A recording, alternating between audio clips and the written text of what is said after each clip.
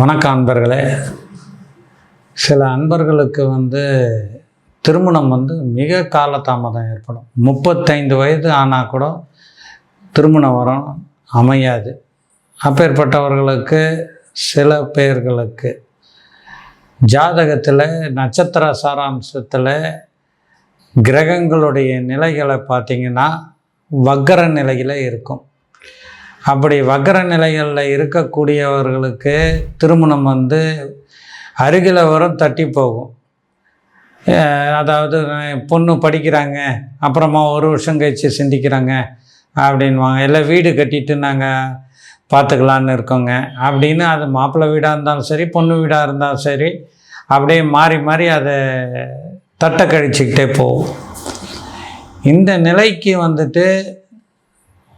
கிரகங்கள் அவர்கள் பிறக்கும் பொழுது வக்கர நிலையில் இருப்பது ஒரு காரணம். இப்பேற்பட்டவங்களுக்கு திருமணம் அமையறதுக்குன்னு ஒரு பரிகார ஸ்தலம் இருக்குது, வக்கர நிவர்த்தி ஸ்தலம்.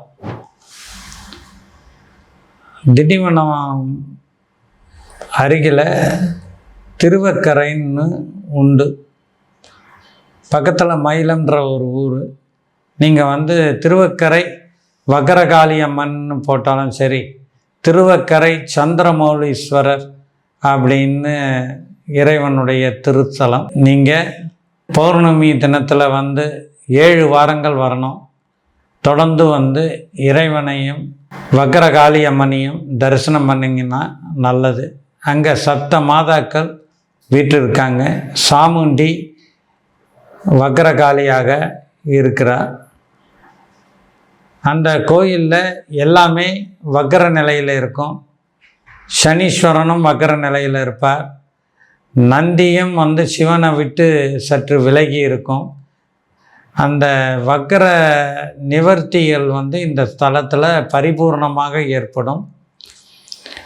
அங்கே போய் பரிகாரம் எப்படி பண்ணுறதுன்னு அந்த குருக்கள் கிட்டெல்லாம் கேட்டிங்கன்னா அவங்களே சொல்லுவாங்க.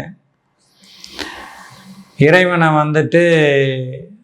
பிரதட்சணமாக 4 முறையும், அப்பிரதட்சணமாக 3 முறையும், அதாவது கிளாக் வைஸ் 4 முறை, ஆன்டி கிளாக் வைஸ் 3 டைம்ஸ் பண்ணால் ராகு கேது தோஷங்கள் நிவர்த்தியாகும். அந்த கோயிலில் இருக்கக்கூடிய சனீஸ்வர பகவான் காகம் இடம் மாறி இருக்கும்.